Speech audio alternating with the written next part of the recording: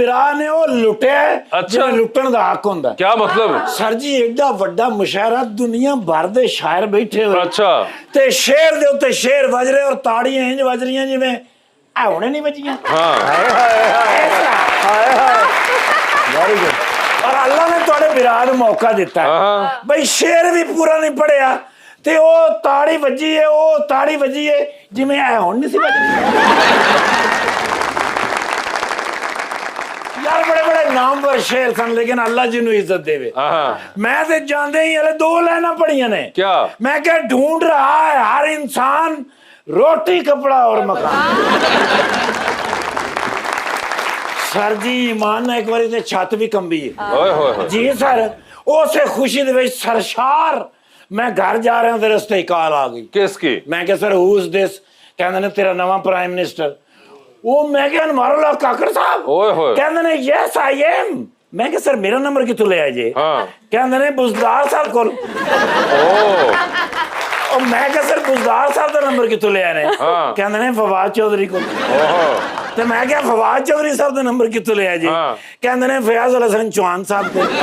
ते मैं क्या फयाज अल हसन चौहान साहब दा नंबर कितों ले आए? कहंदे ने टिकटॉक तू। मैं हैरान हो गया यार, इससे मजेदार प्राइम मिनिस्टर ना ईमान से भाई ऐसा फास्ट बोलते ने मजा आ गया। डाला हिं जा रहे असी आइन करके मोड़े है इस्लामाबाद मोटरवे ते पहुंचे, फिर मैं जाके मारे सलूट। मैंने कहंदे ने शुक्र है आ गया मैं बड़ा पर मैं कि तुसी परेशान, प्राइम मिनिस्टर परेशान क्यों? कहंदे ने सोनिया की करिए महंगाई दा। मैं क्या ओही जो पिछलियां हुकूमतां ने कीता। वो क्या? कहंदे ने मसलन की। मैं क्या सर चुप करके टेन्योर पूरा करिए तो निकलिए। हाय हाय फिर मैं क्या ना सर ओ माशा यार भाई मैं दुनिया दे विच बहुत घट सियासतदानां दा फैन हैगा, लेकिन परवेज खटक साहब दा मैं बड़ा फैन।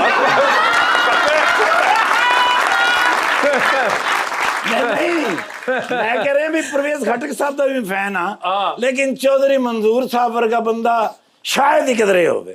बल्कि बंदे है ही नहीं। जाओ सर फरिश्ते ने सियासत की दुनिया दे विच भाई लालच ही कोई नहीं, सिर्फ खिदमत और खिदमत और खिदमत और खिदमत। जबरदस्त। पीपल्स पार्टी को अगर कोई सोने का बंदा है ना जी तो मंजूर चौधरी साहब। क्या बात है भाई मेरे को अगर पूछो ना ते आने वाले दौर दे विच प्राइम मिनिस्टर है जी ना करें अगर पीपल्स पार्टी वाले मेरी गल मान लेंगे। अच्छा लेकिन उन्होंने कभी मनी नहीं।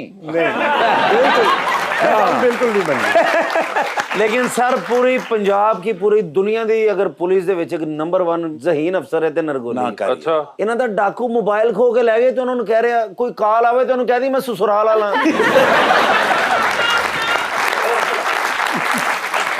मैडम ने किधर कराची ओ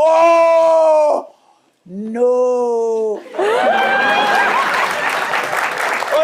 अपना नवी वकार साहबा नवीन वकार एक तो पुरानी वकार साहबा सन नवीन वकार ये अपना नवी वकार साहबा है ने नवीन वकार साहबा ने कराची टेलीविजन तो बड़े बड़े ड्रामे कीते ने। ओए ओए बड़े ड्रामे करते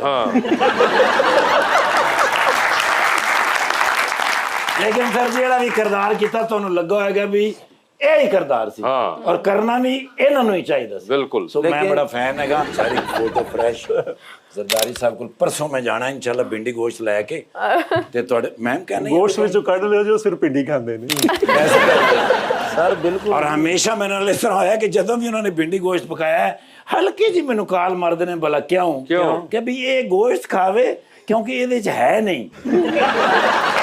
जी सर जरदारी साहब का मेरे प्यार अलग है ये। अच्छा आज सवेरे भी 750 भेजे मैं।